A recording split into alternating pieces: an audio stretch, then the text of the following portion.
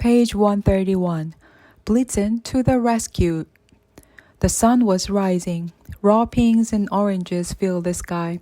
It was Christmas Eve. He gazed down at Elfham, which seemed as small and harmless as a toy village. He tried to lift his feet from the tiled roof, but no, nothing. Maybe he was too scared. He heard an elf guard shout out of a tower window to another elf on the path below. "Help!" shouted the guard. "The human boy has escaped. He is on the roof," said the elf below. It was the one Nicholas had sat across at the feast in the village hall. The one with the plates, Mother Riri. Nicholas tried to think. He looked at the elf village below. He saw the reindeer in the field. Then he saw Blitzen, tiny in the distance, nibbling the grass beside the frozen lake. "Blitzen!"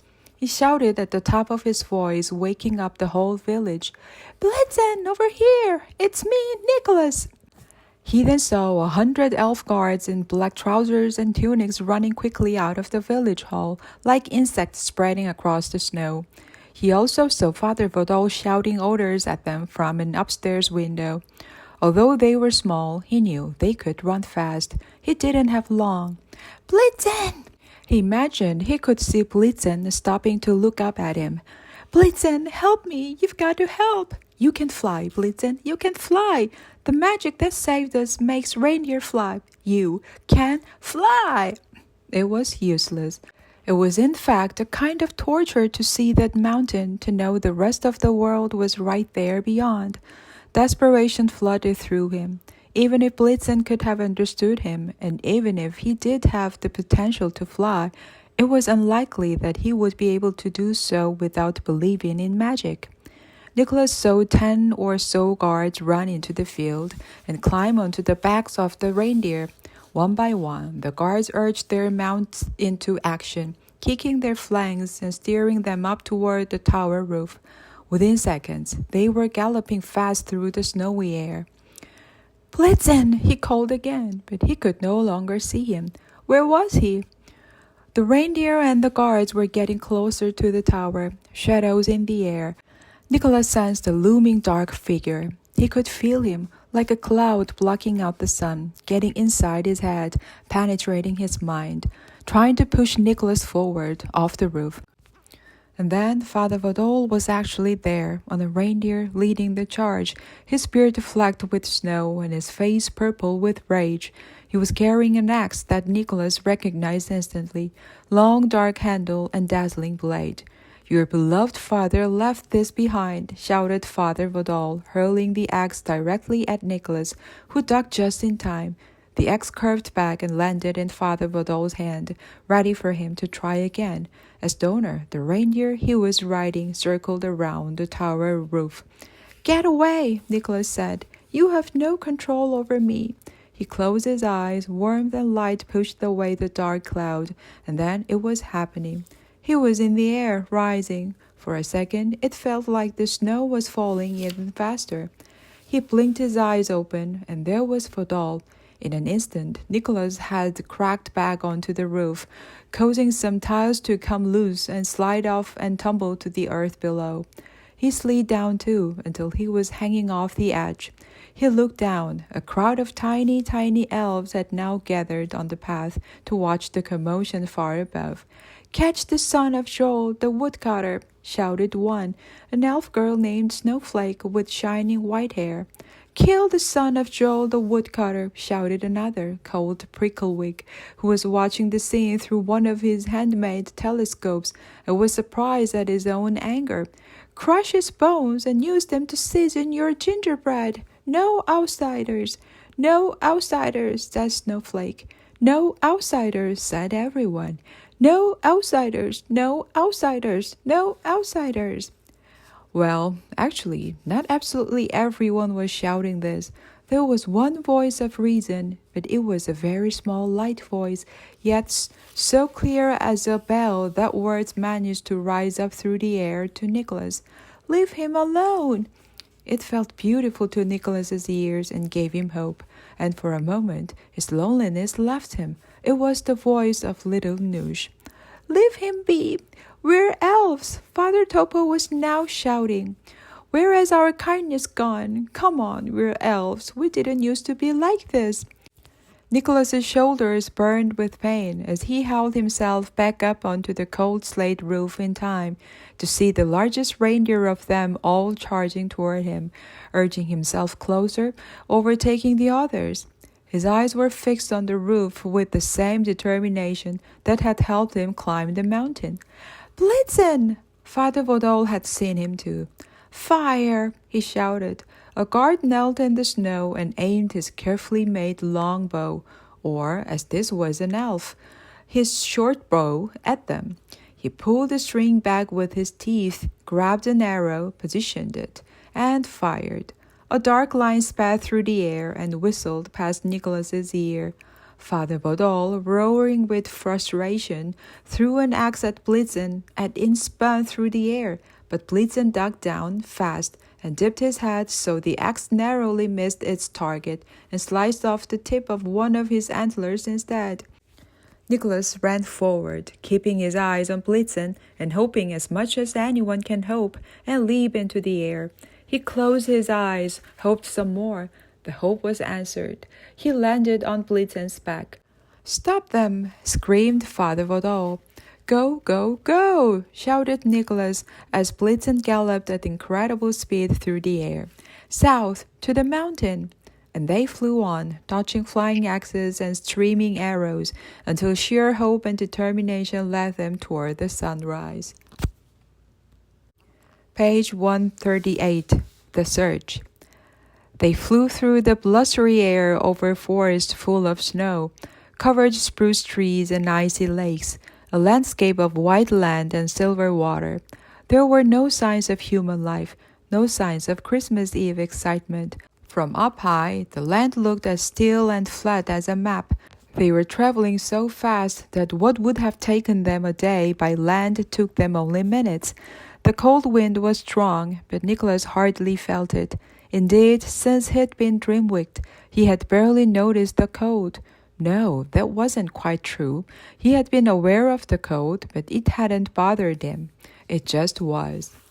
Nicholas felt such relief that he had escaped and at the possibility that his father was alive, such delight and wonder that he could make magic, that he suddenly, right there, half a mile above a lake, let out the biggest laugh of his life. It was a laugh that came from deep inside his belly, less of a ha-ha-ha and more of ho-ho-ho, the kind of jolly laugh his mother used to have. He leaned forward and wrapped his arms around Blitzen. You are a true friend, he told him, and I'm sorry about what happened to your antler. Blitzen gave a quick bob of his head, as if to say, that's all right, and galloped on. They were headed directly south, following the only road, the most obvious route toward home. Nicholas wondered if his father was already there, perhaps back in the forest chopping wood. By mid-morning, a gray mist had settled around them and doubt began to creep into his head. What if his father had kidnapped little Kip? He dismissed the thought. No, his dear papa would never do something like that. That would be impossible, wouldn't it? With a heavy heart, Nicholas realized what he had to do before he could return home. He had to find little Kip. He had to find the truth. He had to prove to the elves that his father was a good man. There must be some explanation. Little Kip had probably just run away from home, just as Nicholas had. All he needed to do was find the elf boy and everything would become clear. So they flew on and on and on. The reindeer swooped low above forests and higher over fields and the broad clay plains that seemed to stretch toward infinity in the hope that might see little Kip. The only thing they didn't do was fly directly over towns, because Nicholas didn't know how people might react to seeing a boy on a reindeer flying over their heads. But sometimes they did see people, which made Blitzen happy. You see, Blitzen had a sense of humor. And the thing he found really funny was weeping on people. He'd hold in it for as long as possible, and then, when he saw someone far below, he'd just, wee. And the people in question would think it was raining. That's not a very nice Christmas present, Blitzen, Nicholas said, but he couldn't help laughing. On and on they traveled, fast and slow, and low and high, north and east and south and west. But without success, Nicholas felt increasingly desperate. Maybe he should just go home after all. He was beginning to feel tired, and he knew Blitzen must even be more so. It had started snowing again. Come on, said Nicholas. We need to rest for the night. He had spotted a forest of pine trees immediately to the west. Let's land over there and find some shelter.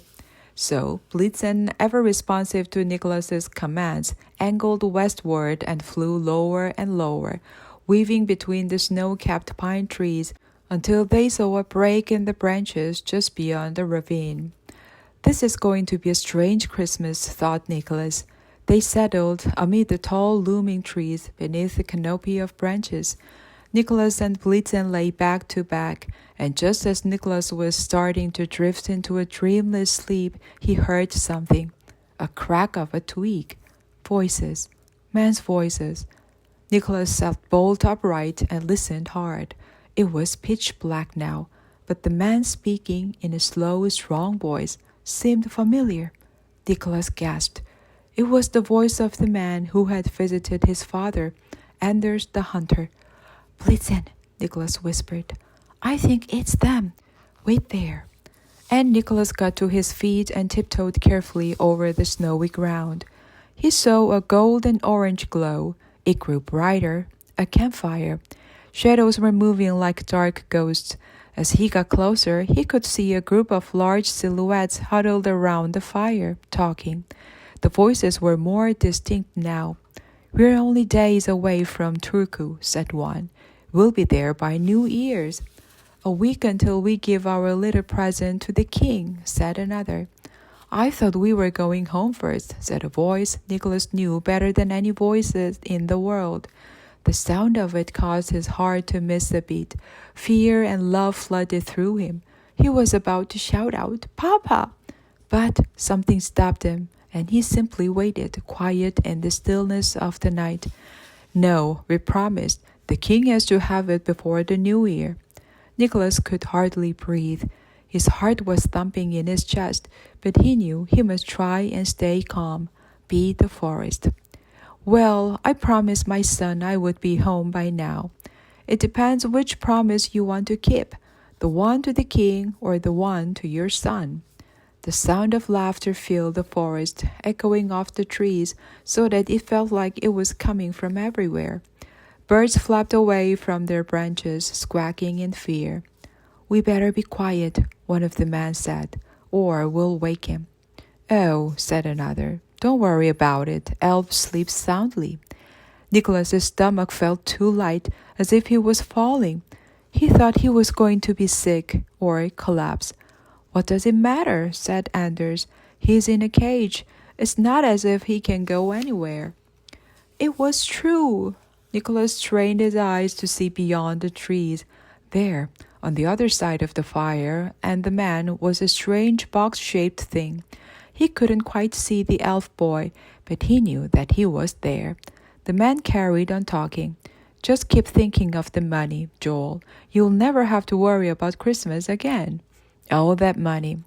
What would you do with it? What would you buy for Christmas? I'd buy a farm. I'd just look at it, said another one, who was called Atu, though Nicholas didn't know that yet. Atu had a very large head with a very small brain inside. He had wild hair and a wild beard, which made him look like someone peeping through a bush. And after I looked at it, I'd buy a toilet. A toilet? What's a toilet? It's a new invention. I heard about it. The king's got one. It's a magic chamber pot with bowels like mine. It's got to be a good investment, and I'd buy a really nice candle. I like candles. I'd buy a big red candle. The men fell to murmuring among themselves, and Nicholas took his chance. Crouching on his hands and knees, he crept slowly forward, touching pine cones and breathing slowly as he weaved through the trees, always keeping a safe distance from the men.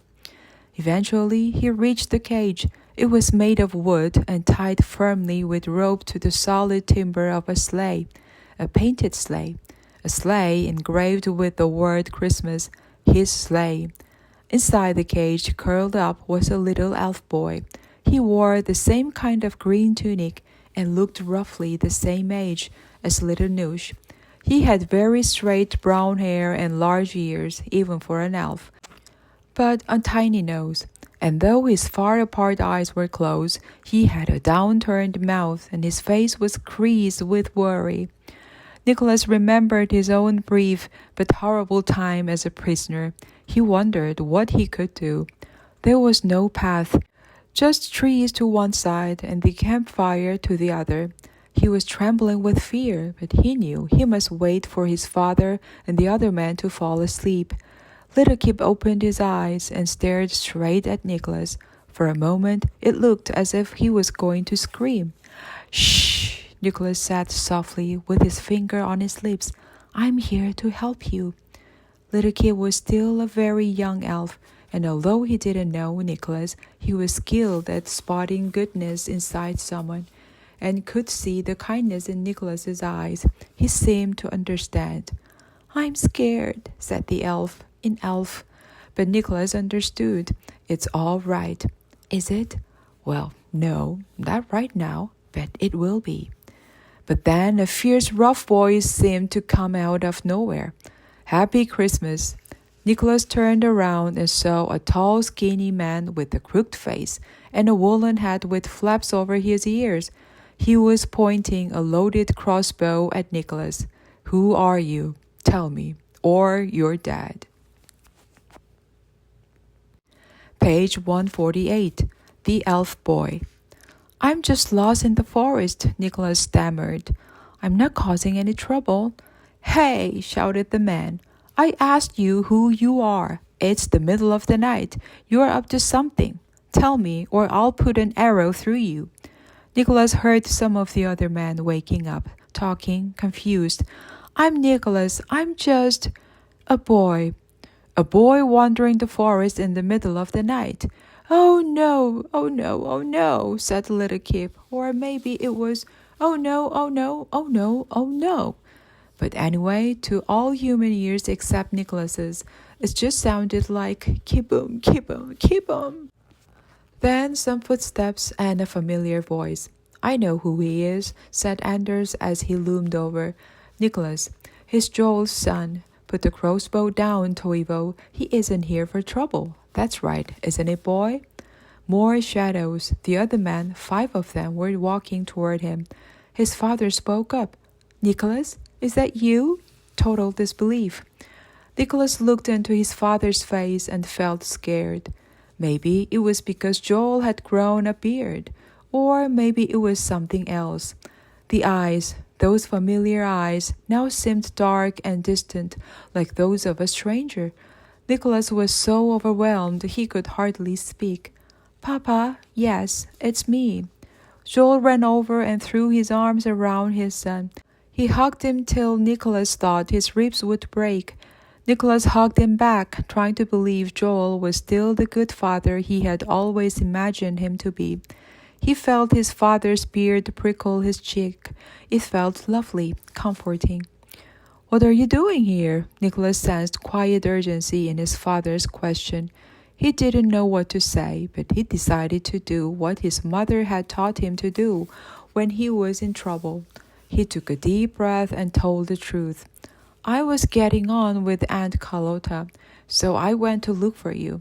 And so I headed to the far north and found Elfham. And then the elves put me in prison."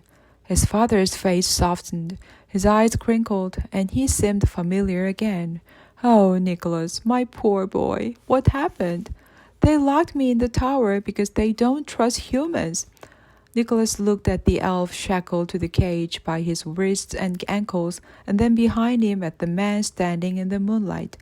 Nicholas desperately wanted his father to tell them to go away. He wanted to believe in his father and continue to hope that this was all a mix-up, a misunderstanding.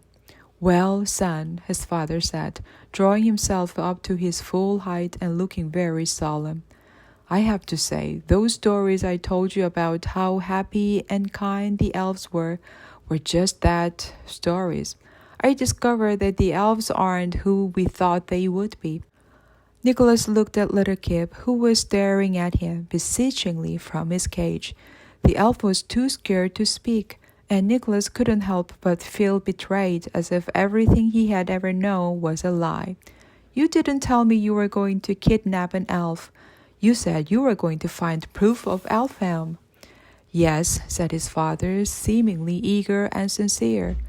And what could be better proof than a real-life elf?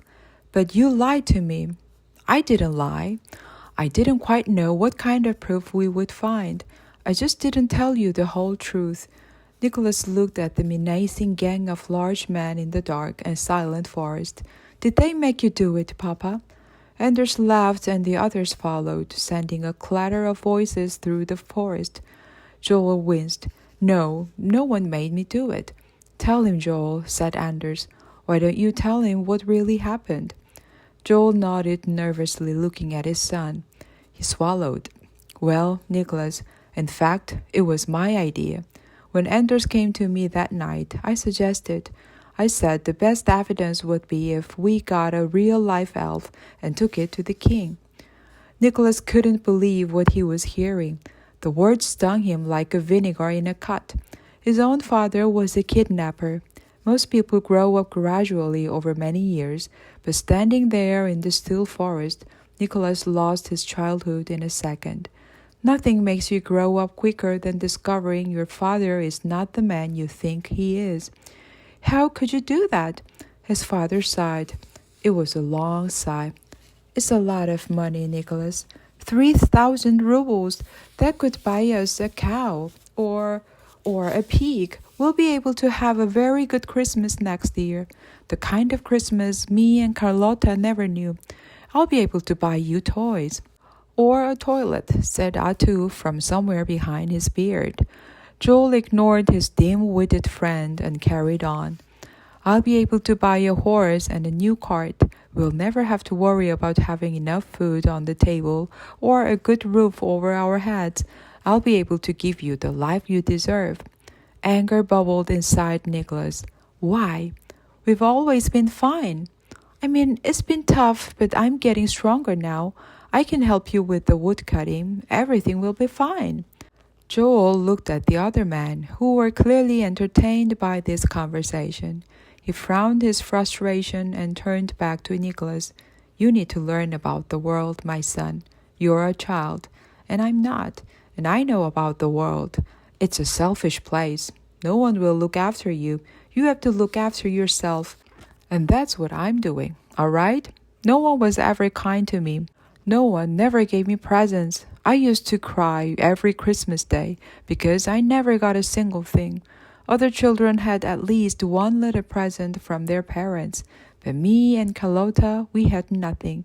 But next birthday, next Christmas, I can buy you anything you want. Nicholas looked again at the cage and the shekels. I was happy with the sleigh. I was happy with you and Mika. I was even happy with the turnip doll. Next Christmas, you'll thank me. Not this one. It's too late for that. But next one, you'll see. I promise. No, said Nicholas. Just saying the word felt like turning a key inside his mind, locking out any weakness. What are you talking about? Nicholas took a big breath, as if inhaling courage. No, I'm going to take little Kip back to Elfhelm, back to his home. The man laughed some more. The sound clattered through Nicholas, making him feel scared and angry at the same time. One of them, a gruff-voiced man with a coat made of reindeer skin, snarled. No, you're not. Tell him, Toivo. Toivo raised his crossbow again and spat on the ground. Joel turned to see the weapon. I'm sorry, Nicholas, but you're not taking him back. There's too much at stake. If you loved me more than you loved money, then you would do it, Papa. Please, toys are great, but being good is better than being rich. You could never be happy as a kidnapper. And I could never provide for you as a woodcutter, said Joel, his face screwed up as if he was in pain. Now, if all goes according to plan, we'll have a chance to find out what life has to offer." Nicholas shook his head. He began to cry. He wasn't a boy who cried a lot, but he couldn't help it. There was too much inside him. Anger, fear, disappointment. He loved his father, and yet this man whom he loved had stolen an elf boy from his own home and put him in a cage. Nicholas wiped his eyes with the back of his hand. He thought of Father Topo's word to little Nush. "We must never let fear be our guide." "Let's take the elf back," said Nicholas in a louder voice, looking around at all of the men. "The elves would be happy. They might even give us a reward. We must take little Kip back to his family." "They'd kill us," said Anders with confidence. Anders had his bow and gray feathered arrows slung on his back. "Listen, boy, why don't you come with us? It could be an adventure. You'll get to meet the king." "No way, he'll ruin everything," said the gruff-voiced man with the reindeer coat. "Silence, Thomas," said Anders. "This is Joel's son. Come on, boy, what do you say?" For a brief moment, Nicholas thought how it would be to go to the royal palace and meet King Frederick. He pictured his face from the back of a coin and cuddly doll he had always seen in the toy shop window. His large nose and big chin and splendid clothes. Everything would be made of gold. Maybe his whole palace was made of gold. It would have been wonderful to go there, but nothing was as wonderful as doing the right thing. "Come with us, son," said Joel, softly now. "Don't be silly. Anders is right. It will be an adventure, a Christmas adventure. Anders could teach you how to shoot a bow and arrow. Wouldn't that be fun?" "Yes," said Anders. "You could help me shoot a deer, and then you could cook it on a fire. We've been eating fresh meat every night. You look as though you could do with a good meal, and there's no better meal than one you shoot yourself. One day I even shot a reindeer, but it got away before I had time to kill it. Disappeared into the woods." Nicholas thought of the gray feathered arrow sticking out of Blitzen's leg. He knew that before long, Blitzen would be coming to look for him, and then these big tall men would probably try and kill him again, and turn him into a reindeer stew. He looked into little Kip's large, strange eyes, which were filled with fear.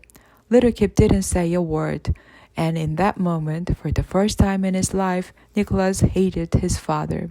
He looked at the man standing there in the frosty forest, solid shadows in the blue-black of the night. Kidnappers, reindeer killers. He was scared, but he was also determined. "It's all right, little Kip," said Nicholas. "I'm going to get you out of here and take you home."